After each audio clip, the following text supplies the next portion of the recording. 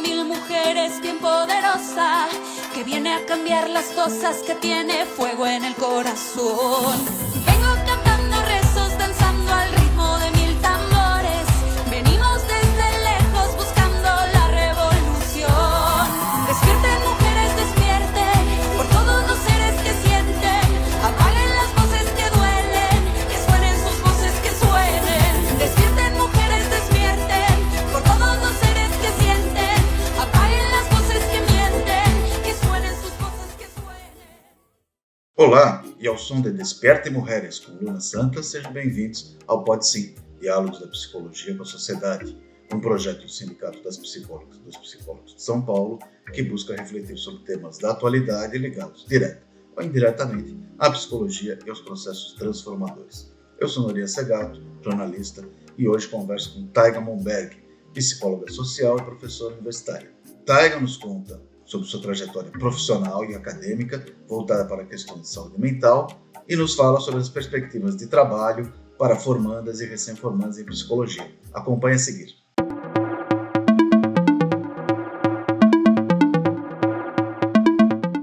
Olá, bem-vindos ao Pode Sim, Diálogos da Psicologia com a Sociedade. Hoje eu tenho o prazer de conversar com a psicóloga social do SUS e professora universitária Taiga Momberg. Taiga, muito bem-vinda, obrigado.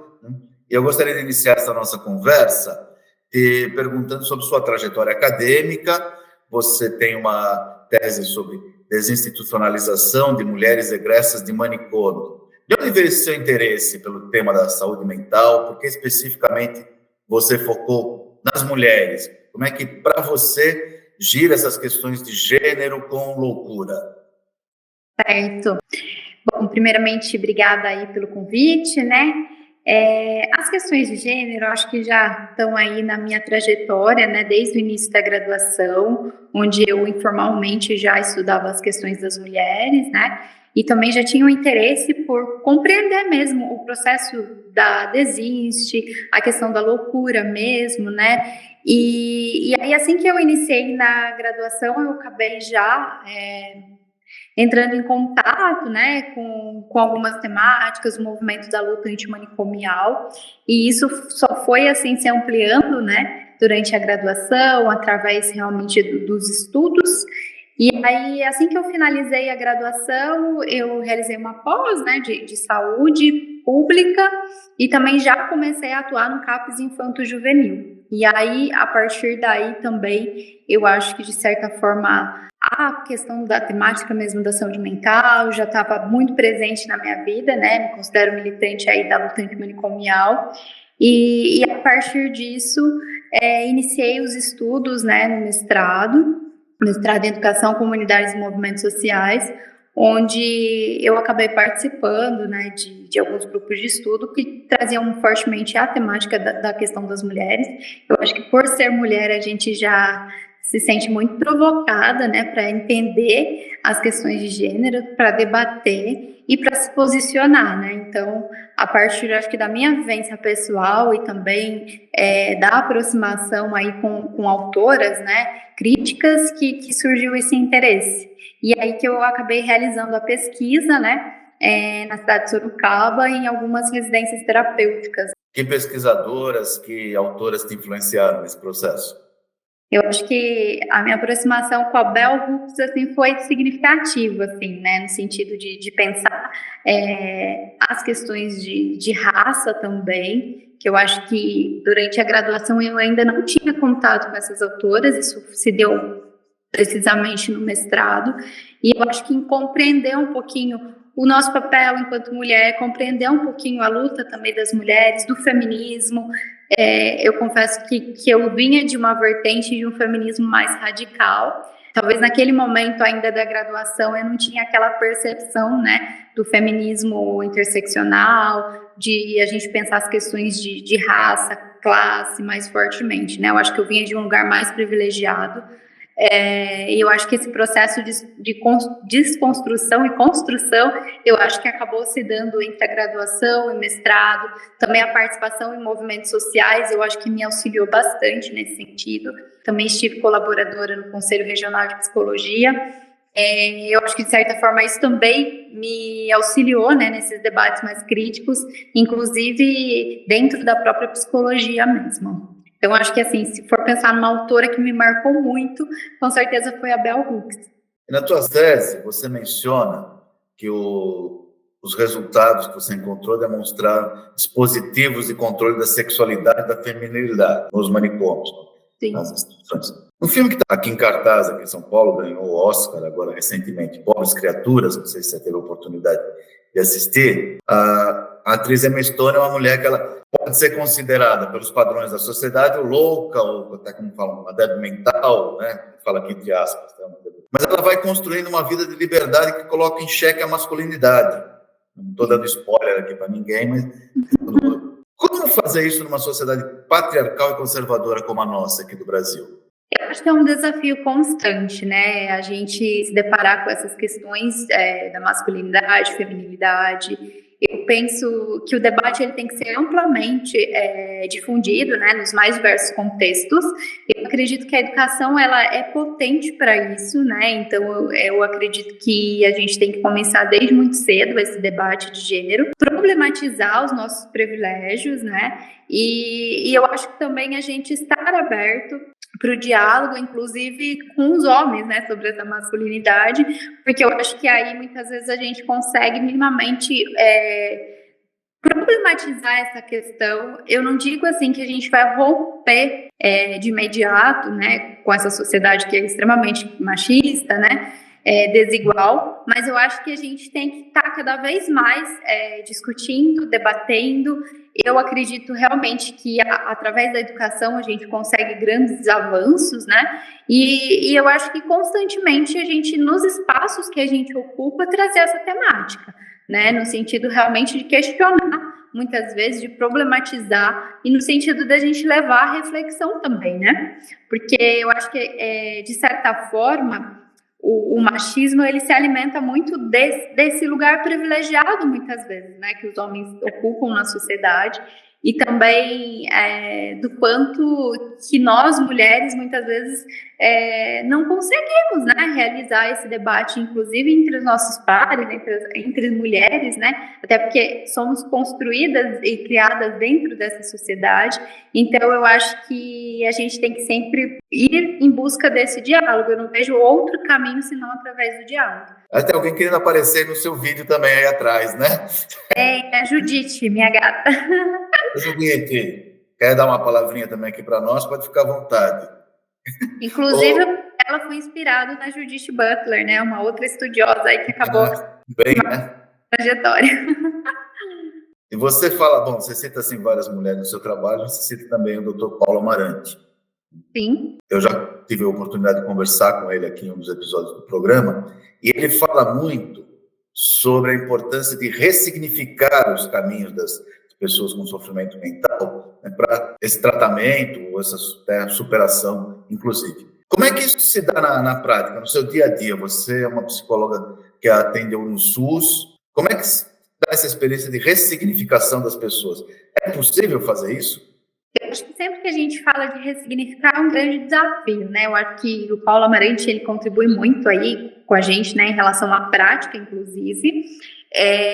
Eu acho que atuar nos serviços, né, já requer para a gente ressignificar muitas coisas, né? Quando eu falo atuar nos serviços do SUS, que carregam muito um viés manicomial, porque embora a gente não esteja atuando necessariamente no manicômio, a gente fala daquela instância que é mais simbólica, né? Um CAPS, por exemplo, que é um dispositivo que veio aí para ressignificar essa ideia, né, do manicômio, um dispositivo que vem no sentido de trazer esse tratamento em liberdade, ele pode ser extremamente manicomial, né? Se eu não problematizar a minha atuação, se eu não pensar como que eu penso esse território, como que é o meu trato com esses usuários que são atendidos, né? Qual que é a minha criticidade em relação ao trabalho que eu estou desempenhando enquanto psicóloga, enquanto a minha posição política nesse local, enquanto a minha interação com a equipe multiprofissional. Então, eu acho que constantemente a gente precisa refletir refletir sobre a nossa prática mesmo, né, sobre a nossa atuação. Temos grandes autores aí, né, que acabam nos auxiliando nisso, e eu acho que a gente realmente resgatar esse nosso papel ético-político, né, esse compromisso social, essa função social que a psicologia traz. São, assim, inúmeros desafios que eu acho que eu acabei encontrando ao longo da trajetória, né, minha profissional, enquanto psicóloga nesses dispositivos, porque a gente carrega muito ainda esse viés de que a loucura ela precisa ser contida, que a loucura ela tem que ser deixada ali, né, no manicômio, abandonada, e a gente caminha muito nesse viés realmente da segregação e da exclusão, porque é aquela coisa que ainda incomoda os olhos da sociedade, né? Então, eu acho que a gente tem que problematizar frequentemente a nossa prática, buscar esses referenciais para a gente conseguir realmente exercer, né, a nossa prática respaldada pelo cuidado à liberdade, e para a gente problematizar realmente essa questão no nosso dia a dia, né? É muito difícil, porque geralmente a gente encontra algumas barreiras, como esse pensamento realmente manicomial, e às vezes ele não é tão escancarado, às vezes é aquele pensamento manicomial no sentido não de segregar e de excluir, mas no sentido muitas vezes da gente colocar indivíduos dentro de caixinhas, aquela coisa do diagnóstico, muitas vezes sem uma qualidade técnica e ética, quando a gente, por exemplo, não considera a potencialidade do indivíduo, quando a gente só olha para aquele diagnóstico, quando a gente muitas vezes estigmatiza por uma questão, seja até mesmo de gênero, né, no sentido como se aquilo fosse um impeditivo para o indivíduo estar inserido socialmente na nossa sociedade, e quando a gente também não problematiza os diagnósticos num viés, por exemplo, mais estrutural, trazendo a questão de classe mesmo, né? E também trazendo as questões sociais. Quando a gente, por exemplo, estigmatiza o indivíduo no sentido, ele está deprimido, ele enfim, está em sofrimento, mas a gente não pensa nas questões ao entorno, né? Será que tudo é sofrimento? Ou às vezes é só capitalismo, né? Então, acho que a gente precisa também pensar um pouquinho sobre isso. Me parece que hoje em dia há uma profusão em se inventar doenças, vamos chamar assim, né, para poder vender remédio, vender soluções, o que antigamente, no meu tempo, era precarização das relações de trabalho, virou burnout. Você dá um novo pacote, uma repaginada numa coisa que existe, né?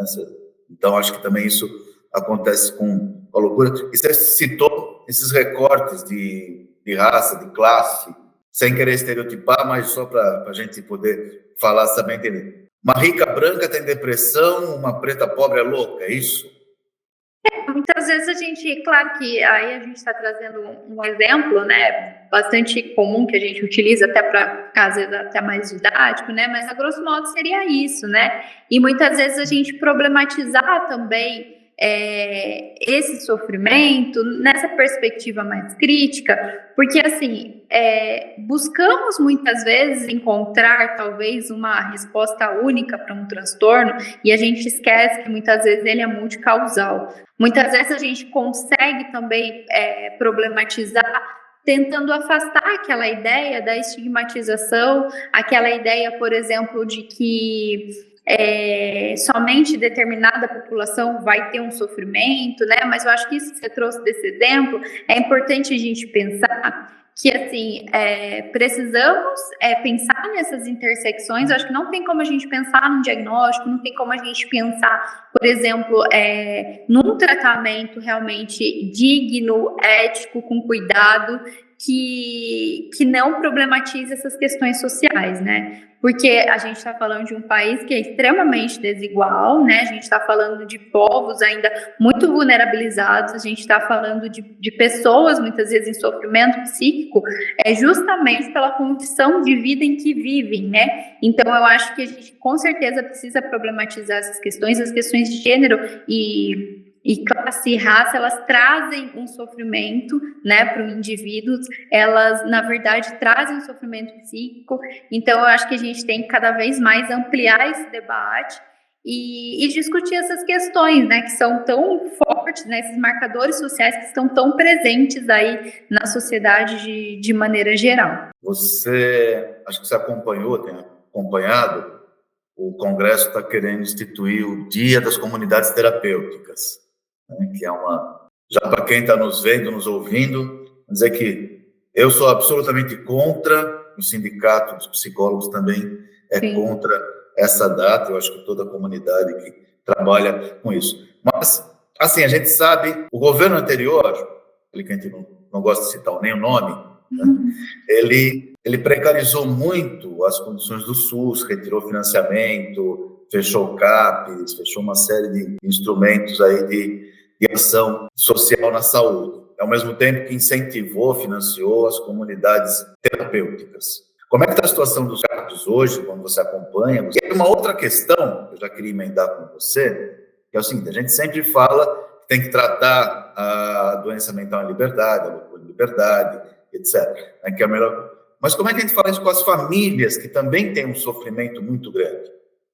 Essa é uma pergunta recorrente que eu faço aqui para várias pessoas. Quer dizer, no campo da teoria, está ótimo, vamos tratar em liberdade, é o melhor método, etc.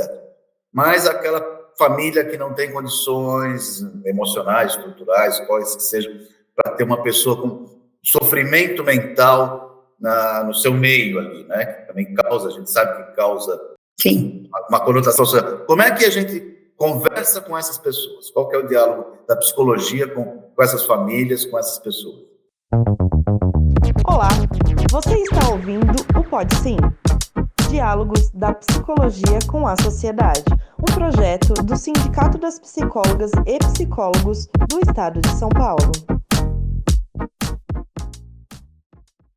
Você trouxe a questão das comunidades terapêuticas, eu também me posiciono contra, né, com certeza.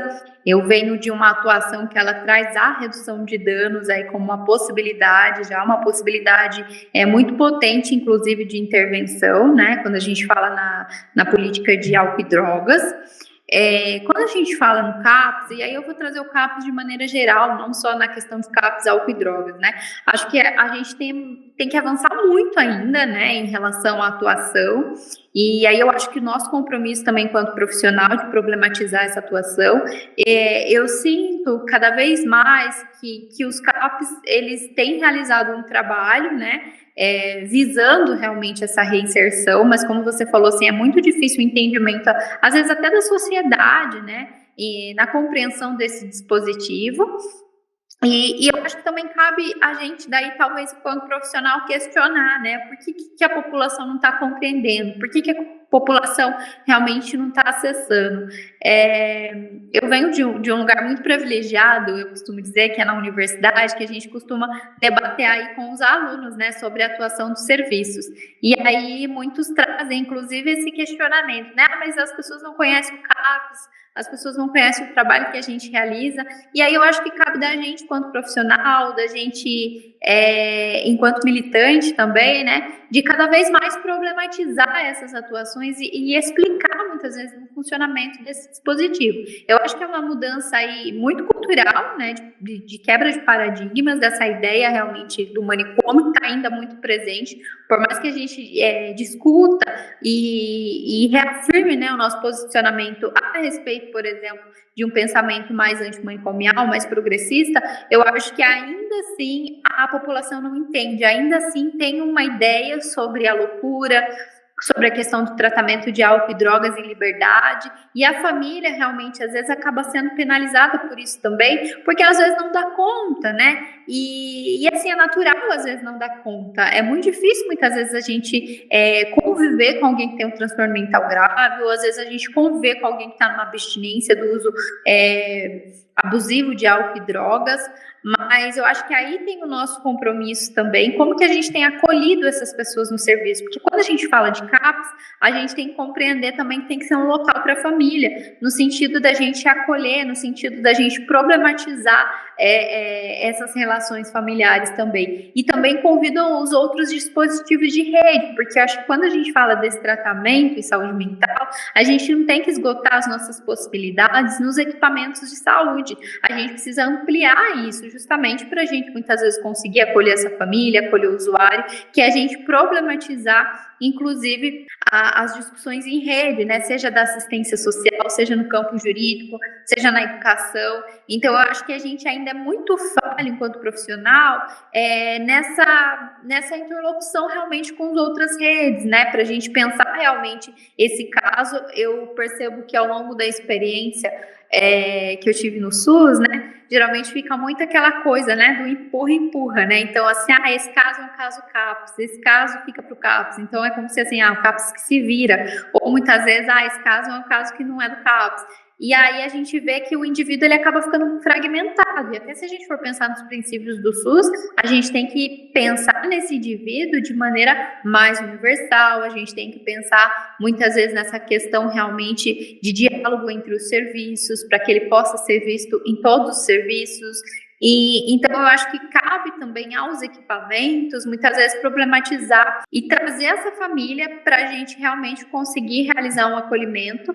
E talvez assim o nosso trabalho seja muito psicoeducativo também, no sentido da gente dialogar com essa família, né? Qual que é a percepção que eles têm desse transtorno, dessa loucura ou desse uso abusivo de álcool e drogas? O que é esperado, né? Porque muitas vezes, até historicamente, se a gente for ver, o manicômio ele serviu o interesse do quê? De uma cura, né? Então, muitas pessoas internavam pessoas com aquela ideia assim, a gente vai realizar a cura e buscando o tratamento. Então, muitas pessoas não tinham aquela ideia do que realmente seria o manicômio, né? Isso a gente tem, talvez, ideia mais atualmente quando a gente vê as barbáries que aconteceram lá, né? Quando isso foi, de certa forma, escancarado. Mas, de certa forma, durante um tempo, aquilo ficou ali meio que escondido, para quem quisesse ver, né? Outras pessoas ainda fazem questão de não ver, mas eu acho que fica aquela ideia de um tratamento de tirar dos nossos olhos aquilo que nos incomoda. Então, eu acho que a gente precisa dessa parceria da família ativamente, a gente precisa do usuário que a gente atende, né, ativamente, no sentido daquilo que a gente realmente almeja, né? E eu acho que se a gente for continuar nessa concepção de que nos serviços a gente vai almejar uma cura para esse transtorno, enfim, talvez a gente não avance mesmo, né? A gente tem que conseguir, de certa forma, buscar mais qualidade de vida para esse usuário e também a gente entender que a gente tem que realmente problematizar essa ideia de incluir a diversidade, né? Somos seres humanos, somos subjetivos. Até que ponto a gente discute tanto sobre isso, mas a gente não consegue incluir um ser subjetivo que muitas vezes não se enquadra naquilo que a gente considera como padrão, como esperado para a nossa sociedade, né? É bem por aí. Sofrimento mental, saúde mental, não é só uma questão da saúde, tem a ver com uma série de outros setores, como você falou, toda essa interseccionalidade que deveria haver entre as políticas públicas e os vários ministérios responsáveis, os vários órgãos. Infelizmente, isso nem sempre acontece, a maioria das vezes não acontece. E entender a loucura não como uma necessidade de cura, né? Mas como uma outra normalidade, digamos assim, né? Que a gente, que na verdade, quem precisa dessa cura é a sociedade para poder, né, entender essas pessoas, acolher, etc. E aí que vem o trabalho, né, das psicólogas, dos psicólogos. E você, como professora, é responsável por formar uma série de pessoas e jogar no mercado de trabalho. E aí, falando agora especificamente para quem está se formando, sem querer assustar as estudantes, os estudantes, né? O Conselho Federal de Psicologia, ele estima que hoje tem mais de 500 mil psicólogos no país, atuando no país. E a gente sabe que eles atuam principalmente nos grandes centros. Então, há um deserto em algumas regiões do país, é uma grande concentração em outra. Você dá aula no centro urbano, importante. Qual que é a perspectiva profissional dessa turma que está saindo das escolas agora, tá ligado? Então, assim, eu atuei muito tempo lá em Sorocaba, realmente, na formação, e atualmente eu estou em Jundiaí, que também acaba formando muitos profissionais, né, uma região aí também bastante interessante. Eu acho que, assim, a gente, nos últimos anos, tem formado muito, realmente, psicólogos e psicólogas, né, e eu tenho ficado muito feliz, assim, porque eu tenho visto cada vez mais profissionais críticos, né? Então, assim, contato com ex-alunos e também com alunos aí que estão muitas vezes no último ano da graduação, né, trazendo essa criticidade realmente para a profissão, né? Eu acho que eles estão mais engajados, eu acho que, de certa forma, a gente tem conseguido perceber esse compromisso social, essa função social do psicólogo, né? Então, eu costumo dizer, né, que eu creio que a gente tem avançado e que os profissionais têm buscado fazer a diferença nesse sentido. Embora ainda a gente perceba, né, que a psicologia ela carrega ainda um viés, isso a gente vê inclusive na própria graduação, né? Um viés mais individualista, né? Que tem a ver também com a história da profissão, né? Uma profissão aí nova enquanto ciência e profissão, né? Regulamentada de forma mais recente. Então, eu acredito que, assim, o aluno, ele precisa, né, cada vez mais problematizar essas questões, ele precisa cada vez mais lembrar desse compromisso ético-político. Eu acho que a psicologia ela é uma ciência diversa, né, enquanto profissão também a gente tem aí campos enormes de atuação, né, mas a gente não pode perder de vista realmente esse olhar para a psicologia, que é o nosso compromisso com a sociedade, que é o nosso compromisso que vai visar realmente essa transformação social. Eu costumo brincar com os alunos assim, vocês já leram o Código de Ética? Porque é o Código de Ética que muitas vezes vocês vão lá jurar, né, quando vão se formar. E o nosso Código de Ética, ele traz muito essa ideia, né, da gente pensar realmente mais criticamente, da gente resgatar o nosso papel ético-político, do nosso papel, do nosso compromisso social. Então, eu acho que é isso, a gente tem que cada vez mais entender que é uma profissão que ela tem muita potência para transformação, desde que a gente, já desde a graduação, a gente passe a olhar, né, realmente de maneira crítica, né? Eu acho que a gente tem aí ampliado as nossas discussões, eu acho que a gente tem trazido aí essa ideia, inclusive, da psicologia política, que era algo que, assim, na minha graduação eu não tive acesso, né? A gente tinha poucas discussões mais nesse viés mais político mesmo. Então, eu acho que atualmente a gente tem um cenário onde a gente tem muita potência, muita possibilidade aí de transformação. O Foucault pensou bastante a questão da loucura, mas também ele era um grande crítico das escolas, do sistema de ensino da sua época. Se ele tivesse aqui hoje, nas escolas do Brasil, o que ele falaria sobre os cursos de psicologia? Nossa, que pergunta difícil de responder. Sem querer ser uma parapsicóloga, né? Fazer previsões. Olha a minha responsabilidade, hein? Responder o que talvez o Foucault pensaria. Mas, pensando em termos das estruturas que as escolas hoje, né, ainda oferecem. Estou citando psicologia em particular, que é o nosso campo, mas poderia ser qualquer outra.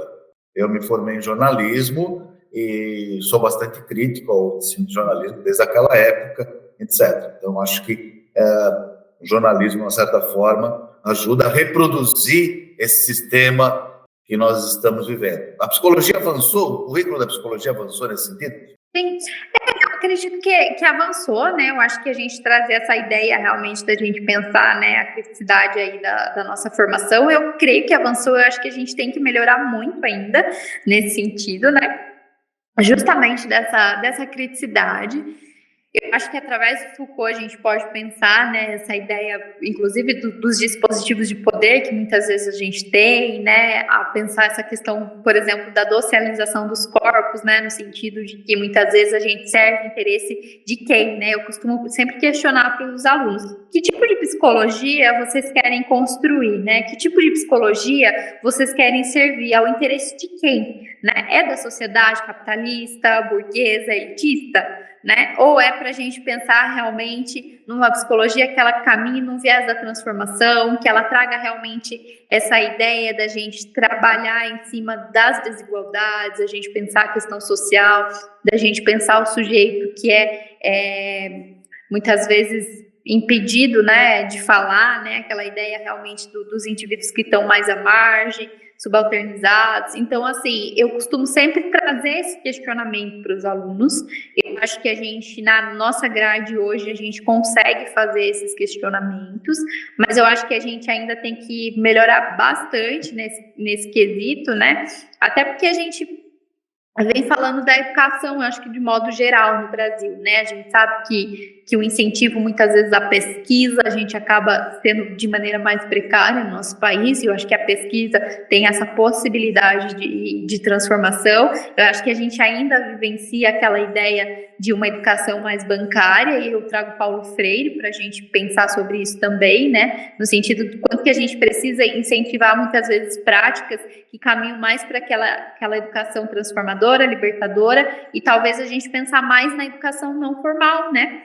E às vezes para a gente é difícil, porque a gente ainda fica naquela lógica, né, da educação formal, de fazer especialistas, e até que ponto isso, de certa forma, vai transformar. Eu costumo trazer assim, que a psicologia, de certa forma, ela tem essa potência para a gente pensar, principalmente a psicologia social, comunitária, né, nos dá essa bagagem para a gente pensar em práticas mais sociais, a gente pensar mais nessa ideia, mas ainda existe aquela ideia, talvez, da psicologia mais tecnicista, individualista. Então, acho que é uma luta constante nesse sentido de romper isso, de trazer a potência da nossa transformação, e eu costumo sempre trazer aí para os alunos essa ideia, né, de que a gente tem que buscar autores mais críticos, e talvez a gente também não trazer assim como verdades absolutas, né, justamente porque a criticidade é isso, a gente questionar, a gente dialogar, a gente entrar nesse diálogo, porque senão a gente fica muito naquela coisa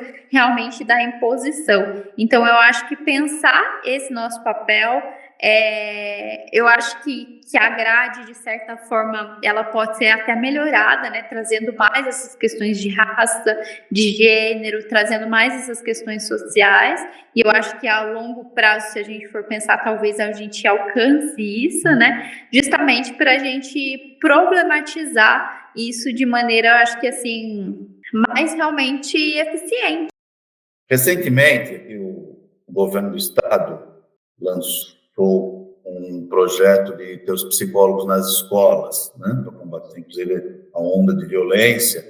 Tem causas muito profundas, que já discuti aqui com o Gabriel Medina, uma oportunidade também. Mas esse é um programa que o governo fez, há muitas críticas em relação a ele. É um programa que parece distorcido, com vários problemas, com um número reduzido de profissionais. Contratou cerca de 500 psicólogos para atuar em todo o estado, quer dizer, tem psicólogos que, se a gente pensar que as escolas, inclusive, tem 3 turnos, teria que multiplicar o número de escolas por 3. Então, eu acho que, além de outros problemas que até o sindicato já chegou a denunciar. Mas o que você acha desse projeto especificamente, e quais seriam hoje novos campos de atuação para essa turma que está se formando? Perfeito. Bom, eu acho que assim, que a gente precisa de psicólogos atuando na escola, eu acho que isso é inquestionável, né? Precisamos muito, eu acho que é um campo que precisa, justamente para a gente pensar em resgatar a nossa função social aí da escola, né? Eu acho que a escola, ela precisa desse resgate, porque geralmente o que a gente escuta muito por aí, né? Vão ter psicólogos na escola. Geralmente, algumas pessoas ainda caminham com aquela ideia que o psicólogo vai ser clínico na escola. E aí eu acho muito grave, né? Então, eu acho que a gente precisa realmente estar nesse lugar, a gente precisa problematizar essa nossa atuação e trazer esse resgate da função social da escola. A escola precisa disso, né? Eu acho que existe um sofrimento muito grande no contexto da escola, né? A gente viu a escola nos últimos anos sendo um grande palco de massacres, e eu acho que a gente precisa discutir isso, inclusive para pensar, né, a escola, os alunos, a família, a comunidade, o corpo docente, né, que muitas vezes está em sofrimento também político, e eu acho que é um sofrimento, assim, psíquico e ético-político, né, porque também tem a ver com a estrutura social da escola e como que a gente compreende a educação, né? Eu acho que não é simplesmente um sofrimento psíquico, porque muitas vezes a gente traz muito de forma, assim, resumida, né? Meio que até banalizada, né? Porque professor sofre mesmo, porque não sei o que sofre mesmo. Sofre por quê? Né? Porque a gente está falando de uma estrutura que ela é adoecedora. Então, acho que a gente precisa cada vez mais trazer isso. Acho que o profissional da psicologia, estando na escola, talvez ele consiga também trabalhar essas questões, né? Assim como não só o profissional da psicologia, mas pensar também nos assistentes sociais que precisam estar inseridos nesse campo. E aí, o que eu tenho pensado, né, que é um campo potente de atuação, mas o que eu tenho visto, inclusive, aqui nessa região, que aí eu acho que é bastante triste, né, essa questão de contratar muitos profissionais, mas, ao mesmo tempo, poucos profissionais, né, porque a gente fala de uma demanda enorme, né, e aí o que a gente percebe muitas vezes na região? A gente percebe aí profissionais que estão em várias escolas, né, que muitas vezes, assim, em condições precárias de trabalho, e aí eu acho muito grave, né, porque aí vem aquela coisa ainda, né, bastante mercadológica, aquela coisa, vamos contratar a qualquer custo e a esse custo, e geralmente o custo é alto, que tem a ver com a precarização do trabalho do profissional, né, que em relação aos salários baixíssimos, a carga horária é alta, né, e uma demanda aí que muitas vezes o profissional não dá conta, então é uma demanda adoecedora, inclusive, para os profissionais. Então, eu acho que isso é muito triste e também acaba muitas vezes sendo campo aí para os recém-formados, que acabam buscando essa oportunidade de inserção profissional e muitas vezes com essas propostas, que eu acho que são propostas, assim, bem complicadas a nível trabalhista, né, e a nível de projeto mesmo, né, porque daí fica muito aquela ideia, existe uma lei, vamos contratar, mas nessa condição, né, então eu acho bem grave essas questões, eu acho que os psicólogos têm sim que se posicionar, enfim, mas eu não tenho dúvida do quanto é necessário essa atuação. É um projeto desse tipo, Daga, desculpa te Sim. interromper, mal feito do jeito que ele é, quem quiser depois procura melhor para se informar também, quem não está a par desse projeto, ele não pode ter um efeito contrário, quer dizer, há uma expectativa em relação à psicologia, as escolas estão tendo um histórico de violência, a solução é ter um psicólogo nessas condições, né? Trabalho precário, com pouco tempo, que não vai fazer um atendimento clínico ali individualizado para as pessoas, professores, estudantes. Não pode ter um efeito ao contrário de as pessoas falarem, viu, a psicologia não serve para nada. Não é um risco psicólogo também quando se faz um projeto mal feito, uma abordagem mal feita, né? E aí não é responsabilidade do profissional, mas da condição de trabalho que lhe é oferecida. Sim. Eu acho que é complicado, porque assim, desqualifica realmente a nossa atuação profissional, né? Assim como outros campos que muitas vezes a gente vê, né, o psicólogo sendo contratado com salários aí baixíssimo, com condição precária de trabalho, e aí muitas vezes o que a gente escuta? Profissional realmente não serve para nada, ou psicólogo serve para quê? Faz isso. Então eu acho que é muito complicado, porque muitas vezes fica essa representação social do que é ser psicólogo, né? Através dessas experiências que muitas vezes vão servir interesse, a gente sabe de quem, né? Então, assim, eu acho que a gente toma bastante cuidado realmente com essa atuação e pensar assim, o quanto que tem sido difícil também para o psicólogo se inserir socialmente, né? E tem difícil para ele se inserir realmente em algo que seja realmente digno, que tenha a ver com a nossa profissão em relação ao nosso compromisso ético, técnico. Então, com certeza, eu acho que a gente tem que pensar, assim, criticamente sobre esses projetos e pensar, assim, que muitas vezes acaba sendo até um desserviço, né? Embora a gente jamais vai negar a importância de um psicólogo na escola, mas eu acho que é aquilo que a gente falou, né? Que tipo de psicologia eu quero servir, que tipo de psicologia eu quero construir, né? Exatamente. Aí você, como educadora, professora, formadora, né, te dou os parabéns por esse trabalho, essa visão social, né, que sai do individualismo, mostrar que há um caminho, pelo menos tem que se questionar esse sistema que nós estamos. Eu te agradeço bastante, Taiga Monberg, conhecer, muito obrigado. Valiosas questões, eu acho que essa questão de saúde mental, profissão, eu acho que ajuda muito a quem está nos assistindo, principalmente estudantes, recém-formados, a entender um pouco os caminhos da nossa profissão. Então, só quero te agradecer e a palavra final é sua. Imagina, eu que agradeço pelo espaço, né, por esse convite, é sempre uma honra aí a gente trazer esses aspectos que eu acho que são aspectos e temáticas tão caros aí pra gente enquanto profissional, pra gente enquanto militante, pra gente enquanto mulher, então, que muitas pessoas, assim, possam se beneficiar, pensar criticamente, né, pensar sobre isso que a gente conversou hoje, e eu acho que é isso, né, a luta é de todos nós, né. Te agradeço, nós estamos em março, nosso programa está dando prioridade a conversar com mulheres, com temáticas sobre a questão de gênero, e você contribuiu bastante com isso. Então, em nome do Sindicato dos Psicólogos, Pode Sim, Diálogos da Psicologia com a Sociedade, agradece muito a sua participação, tá, Edgar? Muito obrigado, viu? Obrigada, até mais.